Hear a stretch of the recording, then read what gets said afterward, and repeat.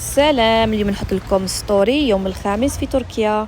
دركا كنا رايحين لانيفرسير تاع واحد الاصدقاء تاعنا، تكونوا شفتوهم في لي فلوق تاعي في اليوتيوب. شرينا هديه لوليدها وشيت له زوج اوتفيت شابين ورحنا لعندهم.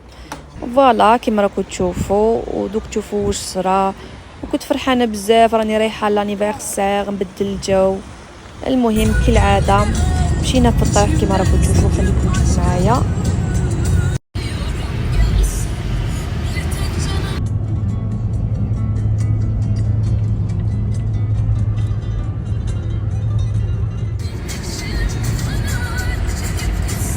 وهنايا كنا وصلنا للقريه نتاعهم وين يسكنوا. فوالا فيها الدجاج والبط، وانا هادو الصوالح شحال يعجبني. كنت حسبت لي غير هما برك. هذا هو الطفل، شفتوا داك الطفل اللي كان صغير كنت نصوره لكم، هو كبر ما شاء الله. عيد ميلاده الخامس، كل عام وهو بخير.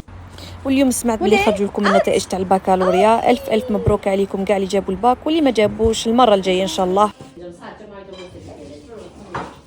Siz ne yapıyoruz? Neler.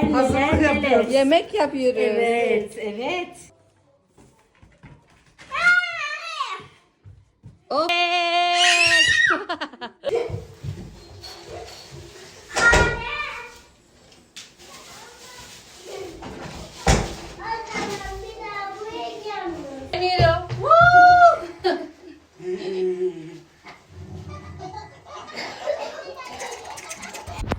وهنايا برا اللي داروا لانيفرسير كانوا يوجدوا في الطوابل وفي القعدات.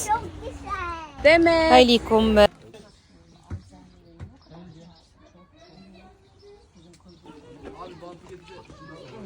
ستوريا يابتن.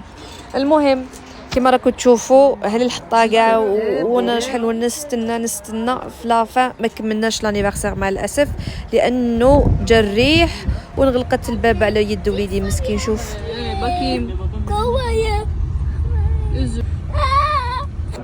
يازيك والله. المهم مسكين وليدي الباب تاع الدخله تاع الدار انغلقت عليه وبدا يبكي. قلت الراجل نمشي نروح وخلاص، ما كان لانيفرسير لا والو. ورحنا كلينا في مطعم كما راكم تشوفوا، وبعدها كملنا للدار. نخليكم تشوفوا الاجواء كي كنا رايحين للدار. هذا هو الفلوق تاع اليوم، وغدوه ان شاء الله نروحوا نديروا شوبينغ لانه حوايجي مابقاوش يجوني. يلا باي.